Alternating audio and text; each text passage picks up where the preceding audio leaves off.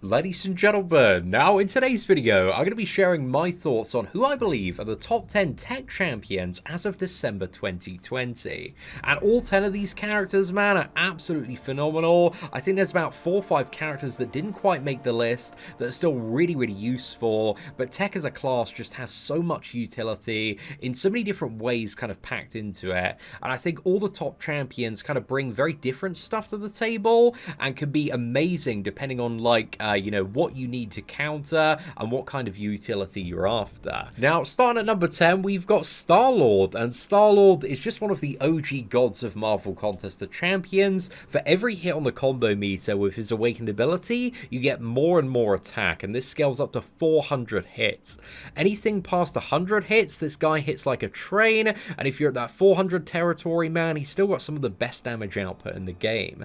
The problem is that just comparatively speaking, Starlord is very outdated in comparison to Guillotine 2099, who's kind of like Starlord, but also has 10 more pieces of utility, and also very outdated in comparison to Aegon. But still, if you're a progressing player that gets like a 4-star or 5-star awakened version of Starlord, he does so much work in so much content. Amazing for the tech variant. There are lots of fights across Act 5, Act 6, and even Act 7 that like massive damage output is kind of the key thing that you're after. So yeah, Starlord, while he's quite a simple champion, the massive damage ramp up can be very effective in so many scenarios, so I think he's worthy of the number 10 spot on this list. Now, at number 9, we've got the embodiment of the Swiss Army knife in Marvel Contest of Champions, Iron Man Infinity War. This guy, he's the jack of all trades. He does so much stuff. He's a ridiculous amount of utility. He can power control, armor break, also has the ability to counter evade and like Korg's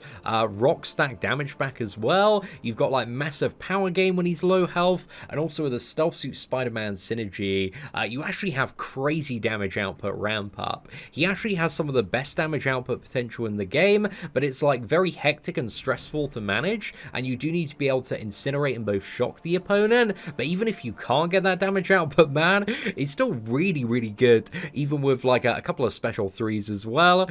So yeah, Iron Man Infinity War, there's just a crazy amount that he brings to the table, and he's not really like the best champion for anything in particular, but there's just like so much content if you want to use him for that you can use him for. Like, he's also got bleed immunity and immunity and resistance to cold snap and frostbite, so he counters characters like Iceman. There's just so many different matchups and scenarios that he just comes in super clutch for, where again, he's maybe not the best option, but he can get in there and get the job done. So yeah, I really like Iron Man. I feel like people don't talk about him enough, and I can kind of understand why when there are so many like ridiculous characters that can do what he does in like a specialty a little bit quicker and a little bit more effectively. But overall, you know, he is the solution to a lot of problems that are raised in the game, so I think he's worthy of a number 9 spot. Now, at number 8, we got one of my favorite champions, man, Dr. Octopus, who is just absolutely ridiculous currently for the Cavalier event quest. I think the current Cavalier node,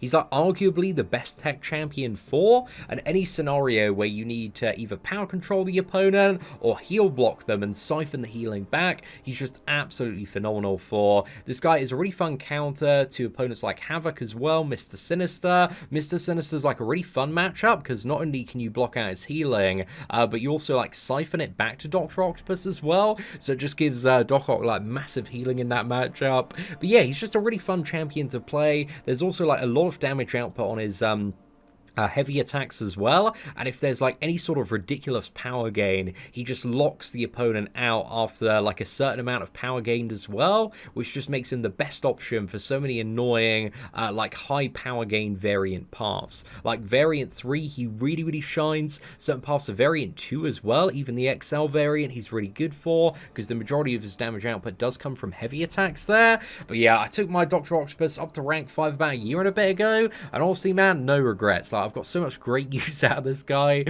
He's such a fun character to play as well. So yeah, Doc Ock, I think he's a very worthy number 8, maybe arguably higher on this list, with all his like recent uses as well. But honestly, phenomenal character. Then next up at number 7, we have the Starknard's version of Spider-Man. Now, this character packs one hell of a punch if you can get his poise charges ramped up, and he remains above 50%. And I think one of the biggest cons about Stark Spidey is that attack value's got really crazy, and he's quite a squishy character, both in terms of his hit points and also his block proficiency as well. So, you know, you need to have a high level of skill to play him very, very well. But again, if you can do that, he's great for Variant 1, Variant 3, Variant 4, and Variant 5. Has lots of, like, interesting uses around Act 6 and certain parts of Act 7 as well. You've got the assisted evade on special attacks, which is really, really nice for just, like, passively dodging so many specials there. It's not guaranteed, but there's a very high chance of it. He also has the taunt debuff on the opponent, which again is so useful when you get into a match just for the opponent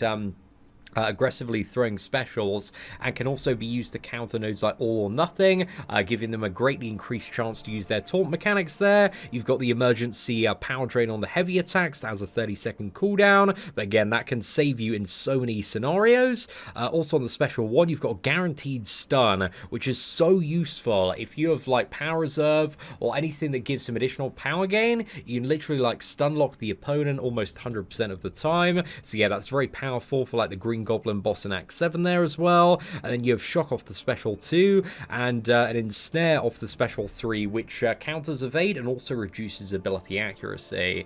So overall, Stark Spidey, he's starting to become a little bit more outdated in comparison to the top of the top, but still a really good champion that demolishes tons of content. Now, for the number 6 spot, we've got the buffed up version of Hulkbuster, and honestly, this character is a little bit tricky to play and does require a lot of practice to get kind of the timing and spacing right with the heavy attacks, and also to get familiar with how to bait your opponent into throwing block as well. Because ideally, you want a special 2 into block, it's going to fully power drain them, lock them out, and then follow up with like 7 heavy attacks. And if you can do that, he's just absolutely melting opponents.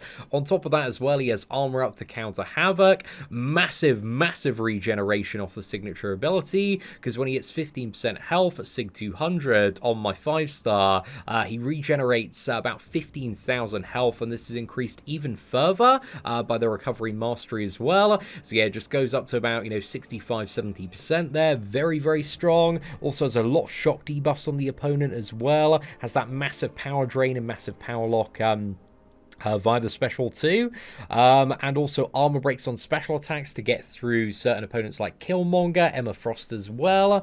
But yeah, there's just a lot of great stuff that Hulkbuster can do, man. He's very solid when it does come to power control, and if you do need to power control an opponent and just like burst them down and you can play aggressive and get them into the corner, this man is just like dominating so many matchups, and he's amazing for like Variant 1, Variant 2, the XL variant, Variant 3, the Tech variant as well, Variant 4, he's just amazing for like every single chapter in that one as well.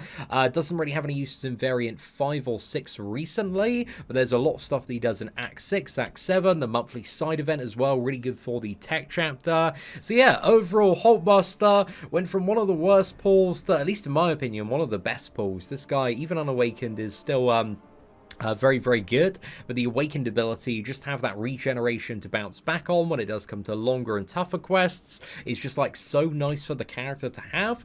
So yeah, Hulkbuster is a worthy number 6, at least in my opinion. Now, next up at that number 5 spot, we've got the only new tech champion of 2020, and that is Guardian. And Guardian is such an interesting character because he gives everybody on the team like a massive chunk of block proficiency, 1,000 additional at 5-star level, and if you have the 6-star, it's 1,250 block proficiency. So it makes everybody's parries like pretty much perfect and massively mitigates a lot of block damage. On top of that as well, via his signature ability, he has massive block proficiency, huge energy resistance, massive bleed resistance as well, going up to 80%, and also crit damage resistance as well.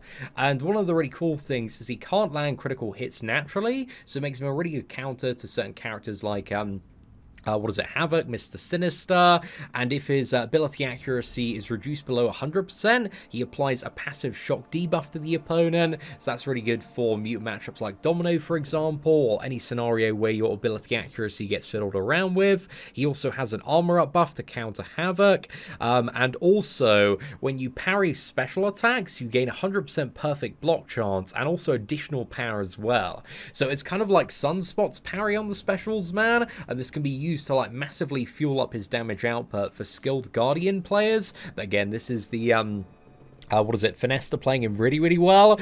But one of the big selling points, which I'm sure many of you have seen, is the, like, massive damage off the special 2. Like, if you ramp him up with a few special 3s and then blast off a special 2, the damage is just absolutely crazy. And you can just keep on, like, building and building that damage off the special 3 to burst down, you know, certain opponents in Realm of Legends, and also, like, Kang, the final boss of Variant 3. So, yeah, there's just a lot of cool stuff that Guardian can do, and also reach to as well.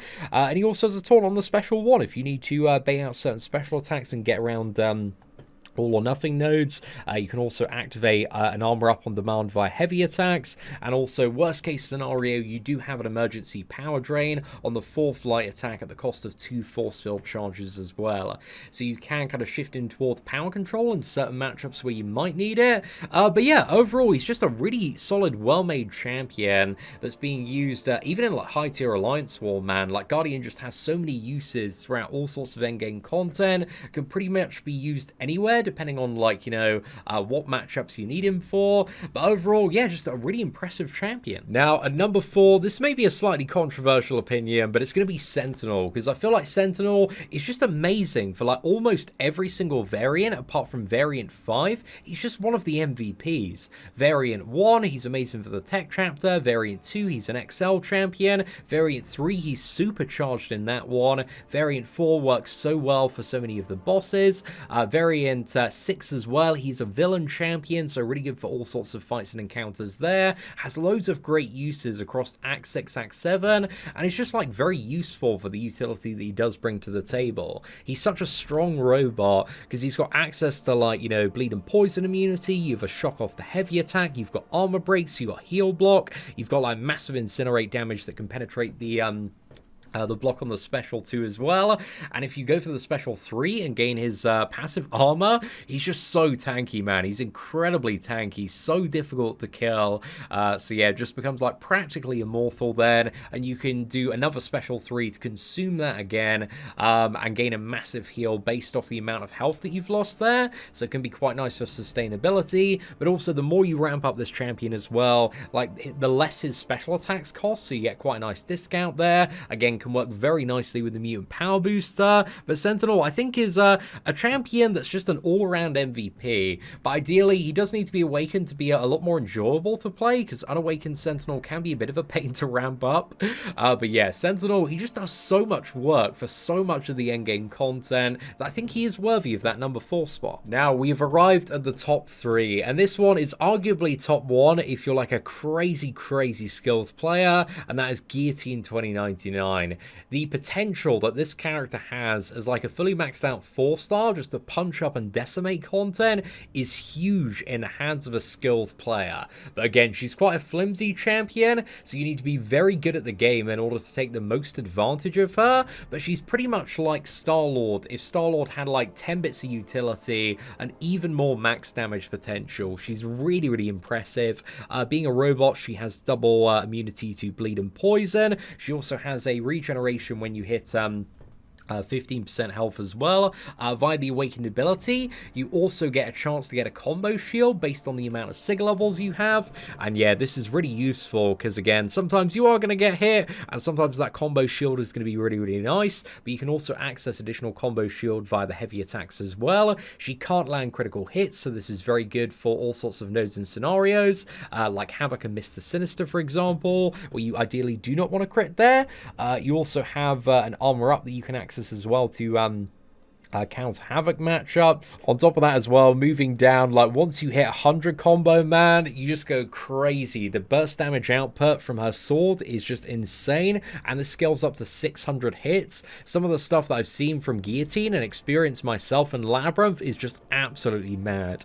She's got one of the highest damage output potentials when it does come to those really big fights, and if the hit cap of 240, 260 wasn't an Abyss, man, she'd easily be some of the best options for so many of those fights there. She also has a chance to activate her Digi-Cloak when she does get hit as well, which we all know from her being super annoying on defense. Also via the special 1, you can have a small power drain there. The special 2, you can block out and Slightly reverse healing, which is very, very useful. And finally, use her special 3 to KO an opponent at 5% or below health, and this stores 100 combo for the next fight. So yeah, you just get into the next fight, you can get into the big damage really, really quickly. But honestly, once you get this character over 100 hits, man, the damage output, it just starts to get really crazy very, very quickly. So she's just such an interesting and versatile champion for so much stuff. I've seen like Legacy do great things on his free-to-play account with the 3-star version. Happy McMuffins, I think, did an itemless 4-star run of John Mulaney's Challenge Chapter 2 with 4-star Guillotine. So it really does prove that in the hands of a skilled player, man, there is not much that she can't do. Like, she has loads of potential, loads of utility to deal with all sorts of scenarios. So yeah, I think she's very deserving of a top 3 spot. Then next up, at number 2, it's got to be Warlock. Warlock is just so phenomenal, man, and he's really proved himself on a lot of the trickiest paths when it comes to a lot of Act 6 content, but also this guy's amazing for a lot of variant stuff in Variant 1. Variant 2, he's an XL character as well. The Tech variant, Variant 3, just smokes all sorts of fights and scenarios, and also has some good uses in Variant 4 as well.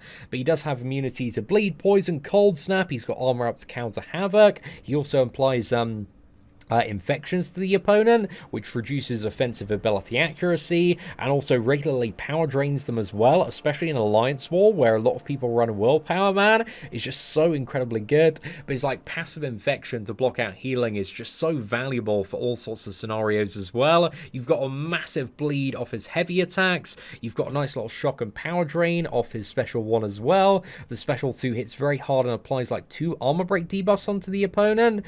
So yeah, these are very valuable for stripping away matchups like, what is it, Emma Frost Killmonger there, and you've also got a power burn, and also a little bit of regeneration potential off the special 3 as well. But overall, Warlock is just a Swiss Army knife when it comes to utility that, very often proves to be like one of the best options for a lot of different scenarios, and there's just so many ways that you can play him to take on various nodes and matchups as well. So yeah, Warlock, honestly, man, he lives up to the hype. He's such a useful champion for any progressing player to get their hands on. I think very worthy of that number 2 spot. Then finally, at number 1, it's got to be the cheese queen of just absolutely everything, Ghost. And I feel like this year, Ghost has maybe got even more valuable because she's such a good counter to Apocalypse, man. She just absolutely destroys that matchup, and he's kind of the big problem in Alliance Quest at the moment. But you know, like 90% of Act 6, like so many annoying Alliance War fights, certain paths in Alliance Quest as well, she's just an absolute cheat code for, but you do need to master her phasing. So when you phase, you generate power as well, so there are so many different ways that you can play Ghost just to chill and counter like certain nodes, because just phasing you can build up to special 2s and then just deal like massive damage there. But yeah, she's got massive fury, massive damage output, and whenever you phase as well, you also remove any damaging debuffs. This gets around, you know, pretty much like every immunity scenario that you kind of need it to: bleed immunity, poison immunity, shock immunity, Iceman counter. She also really nicely counters evade opponents because you're guaranteed critical hits, which you get off every first hit out phasing, and also via your special 2 as well. The opponent can't evade those. That's really, really nice. But yeah, she's just an absolute machine for all sorts of content. Like on paper, Ghost is arguably quite simple, but due to her like unlimited power gain potential via phasing, and also just ability to remove any damaging debuff and play around all sorts of opponents, she is just like one of the top 3 most insane characters in the entire game. So if you haven't already looked into Ghost, man, it's definitely time to take a bit of a look into her, because honestly, this champion is just beyond broken. She's so much fun to play as well. But again, does require like a bit of time to master and get a good handle on, but honestly, man, she is so damn impressive in the right scenario, especially with a tech power booster as well. So now we finished the top 10. I want to give a few honorable mentions to champions that didn't quite make the list. First off, we got Mysterio. Now, Mysterio is very fun. There's a lot of damage output, especially after that special 3 and off it itself. The annoying thing about Mysterio, though, is that you can't really access like utility and damage at the same time, because he has quite good power control off his special 2, but if you throw the special 2 and use your gas on that, then you can't get the special 3, which is really annoying. But in Act 7, he's proving to be particularly useful because there are a lot of nodes and scenarios that do enhance poison damage and give him like a massive booster off that. So yeah, being a strong tech poison champion, he is having some good uses moving forward. So if there was a number 11 on this list, it would probably be Mysterio, man. He's a really cool champion. I just wish he could access like utility and damage at the same time, but also his passive heal block is really nice for like the Rogue in variant 3 as well. Then we also have Darkhawk. Again, you've got double immunities. You kind of need to get to his special 3 or have the Night Thrasher synergy to get the damage going, but he's still really good. I think the problem is Darkhawk just kind of falls behind a lot of the top tier robots in terms of his, you know, maximum reach and maximum utility, but he's still like not a bad champion, but he does require like a fair bit of investment. You've got to get him awakened, high sig level, ideally have like a synergy or two to boost him up a bit more. So yeah, in comparison to, you know, like Warlock and Sentinel and Guillotine that are just like really good characters, like even unawakened on their own, like he does fall a bit behind, at least in my opinion. Then we got Punisher. Punisher's got really good power control and some pretty decent damage output after his buff. Like, he's a really, really nice character, and I think there's some cool stuff that you can do with him. And then scrolling down a little bit more, Nebula is really interesting with the Proxima Midnight synergy. There's some massive shock damage potential that you can get off her, and also, again, being a robot, the double immunities is very nice as well. Then you got both versions of Vision. Vision's power control is really nice off both versions, but the problem is with Vision, his damage is just really outdated, so they either need to, like, tune up his damage or add in like a massive damage synergy, and then he could start to be relevant again. But yeah, the damage is just like so far behind, but his power control is still absolutely phenomenal there. Kang with, I think it's the Apocalypse synergy, actually hits like a truck now, man, and has some solid power control, so he's actually pretty good when combined with that one as well. And, you know, Vulture has some good power control. He's a little bit fun to play. Damage output is a bit lacking. And I do like Yondu, man. Yondu's animations are some of my favorite in the game, but he's just like a little bit outdated in terms of his utility and what he brings to the table, but does have some nice power mitigation and a good heal block there as well. But yeah, that is pretty much it for the tech class. Hopefully you'd enjoy today's top 10 Tech Champions video. And if you did, please do smash that like button, and be sure to let me know how wrong I am in the comments section below. But anyway, ladies and gentlemen, thank you all very much for watching. Take care, and I hope that you have an absolutely fantastic day.